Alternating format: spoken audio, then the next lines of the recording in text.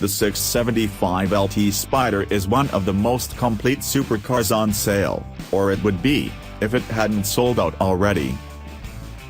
It doesn't feel any slower or less capable than the standard coupe model, and open-top driving allows you to better appreciate the noise made by McLaren's twin-turbo V8. As a limited edition, it's likely to be a shrewd investment financially, but anyone who is buying the 675 LT Spider to drive it has made the smartest move of all. McLaren is on a roll at the moment.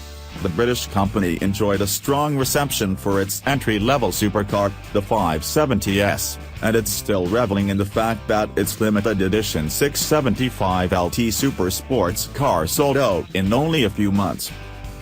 In fact, we called the 675 LT arguably the most impressive McLaren of them all when we tested it last year.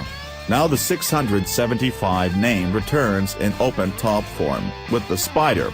On the face of it, the 675 LT Spider looks reassuringly similar to the hardtop. The engine spec is the same, with McLaren's 3.8-liter twin-turbocharged V8 delivering 666 bhp and 700 Nm of torque. And even though the Spider weighs 40 kg more than the coupe, it's still 100 kg lighter than the 650S Spider on which it's based. The convertible's top speed is 2 miles per hour slower than the regular 675 LTs, at 203 miles per hour, but the 0 to 62 miles per hour time of 2.9 seconds is identical. If you want to see a big hike over the coupe, then it's best to look at the prices, as the Spider commands a £25,000 premium, at £285,450. That hasn't deterred customers, though. All 500 examples sold in just over 2 weeks, which isn't bad for a car that wasn't originally in the product plan. Indeed, the Spider is a triumph for customer power. The newcomer has around 33% more new components than the 650S Spider, and very mildly tweaked damper settings to set it apart from the hardtop. That's the theory, anyway. In practice, the result is a car every bit as stunning as its coupe brother. Even on sodden roads around Loch Lomond, it was clear that the Spider has precious few genuine rivals.